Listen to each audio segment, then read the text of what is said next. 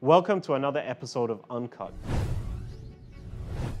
As you're probably aware, China is the largest country by population and the third largest country by area. On the other hand, the country is experiencing the biggest and fastest development in human history.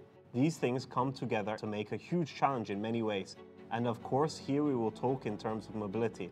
How is this challenge overcome in unique and innovative ways?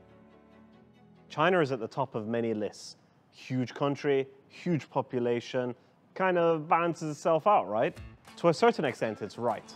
But as more people come from the countryside to the city in search of new opportunities and better quality of life, the cities are beginning to carry much of the mobility burden. This means that China is on another level when it comes to urban population and population density. Shanghai has a population of over 25 million, and Chongqing in China's west is currently at an eye-watering 31 million residents. That's 3 times the size of Sweden. Hangzhou, the city we are in now, is a new Tier 1 city and the capital of its province, Zhejiang. But as a city you've probably not heard about, it still has a massive population of over 10 million people. These millions of people need to move around the cities and between cities every day, so good infrastructure is needed to carry this burden. Add to this that in Chinese culture, owning a car is a must, and you begin to see the problem facing the transport system. With over 300 million cars on the road and 20 million new cars being added to the roads every single year, the Chinese road system needs to be as efficient as possible.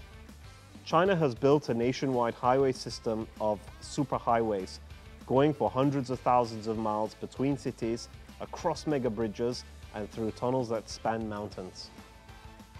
China's high-speed rail system is also world-renowned for being efficient, cheap, and wide-reaching, with thousands of miles of new track laid each and every year.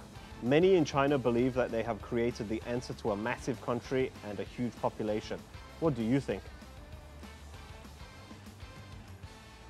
Super efficient and cheap public transportation is always a good way to keep people out of their cars.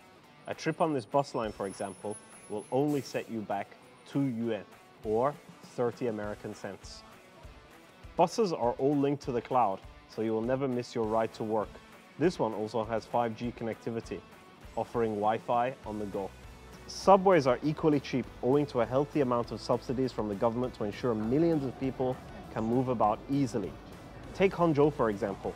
8 years ago, it didn't even have a subway system, and today, over 3.5 million subway journeys are taken on a day-to-day basis. And of course, there are e-bikes, the personal mobility alternative to their much more expensive and space-consuming four-wheeled cousin. So there definitely is no shortage of how to get from A to B in China. But the question is this enough to support 1.4 billion as they get around the country? In the next few videos, we will be taking a deep dive into China's mobility system. Everything from trains to bridges, to buses, and to the mega infrastructure that supports it.